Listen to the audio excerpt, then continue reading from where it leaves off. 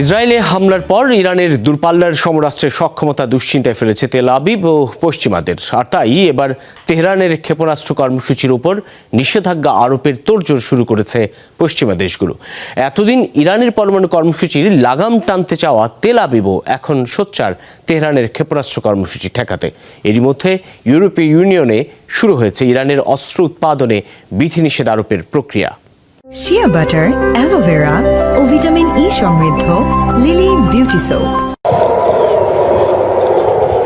প্রায় 2000 কিলোমিটার দূর থেকে ইসরায়েলকে লক্ষ্য করে ঝাঁকে ঝাঁকে মিসাইল ড্রোন ছুড়েছে ইরান।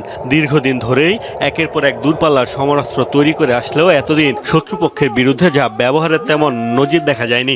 শনিবার রাতের হামলায় ইসরায়েলের তেমন ক্ষয়ক্ষতি না হলেও আবারও আলোচনায় তেহরানের দূরপাল্লার অস্ত্রের সক্ষমতা। ইসরায়েলে হামলা চালানোর পর নিষেধাজ্ঞায় জর্জরিত ইরানের উপর যে আরও নতুন নতুন বিধিনিষেধ আরোপ হবে তা অনুমতিই ছিল। এরই মধ্যে সেই তোড়জোড়ও শুরু করেছে ইসরায়েলের পশ্চিমা মিত্ররা। ইরানের পরমাণু কর্মসূচির লাগাম টেনে ধরতে চাওয়া ইউরোপ আমেরিকা এবার টার্গেট করেছে তাদের ক্ষেপণাস্ত্র কর্মসূচিকে। মূলত দূরপাল্লার ক্ষেপণাস্ত্র সক্ষমতা বেশ দুশ্চিন্তায় ফেলেছে ইরানের শত্রুদের। এরই মধ্যে দেশটির অস্ত্র উৎপাদনের ওপর বিধিনিষেধ আরোপের প্রক্রিয়াও শুরু করে দিয়েছে ইউরোপীয় ইউনিয়ন। মূলত সামরিকভাবে তেহরানকে দুর্বল করাই তাদের এবারের মূল এজেন্ডা। আমাদের পরিকল্পনা হলো ইরান রাশিয়ার ড্রোনের সাথে সম্পর্কিত নিষেধাজ্ঞার পরিধি বাড়ানো। কেবল ড্রোন নয়, মিসাইল সরবরাহের বিষয়টিও আমলে নেওয়া হবে। ইরান যে ইউক্রেনে হামলার উদ্দেশ্যে রাশিয়াকে ক্ষেপণাস্ত্র দিয়েছে তা হয়তো নিশ্চিত নয়, তবে এই সম্ভাবনাকে আমলে নিয়ে বিধিনিষেধের পরিধি বাড়ানো হবে। মধ্যপ্রাচ্যের প্রক্সি গোষ্ঠীগুলোকেও ইরানের অস্ত্র সহায়তা বন্ধের বিষয়টি বিবেচনায় নেওয়া হচ্ছে।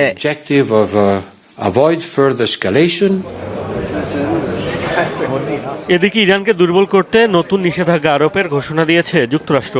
ইতালিতে G7-এর সদস্য রাষ্ট্রগুলোর পররাষ্ট্রমন্ত্রীদের বৈঠকেও প্রাধান্য পাচ্ছে ইরানের ওপর নতুন নিষেধাজ্ঞা আরোপের বিষয়টি। এই বৈঠকে অংশ নিচ্ছেন মার্কিন পররাষ্ট্রমন্ত্রী। এর আগে ইসরায়েলের ক্ষেপণাস্ত্র কর্মসূচিতে নিষেধাজ্ঞা আরোপের আহ্বান জানিয়ে অন্তত 30টি দেশকে চিঠি দিয়েছে ইসরায়েল।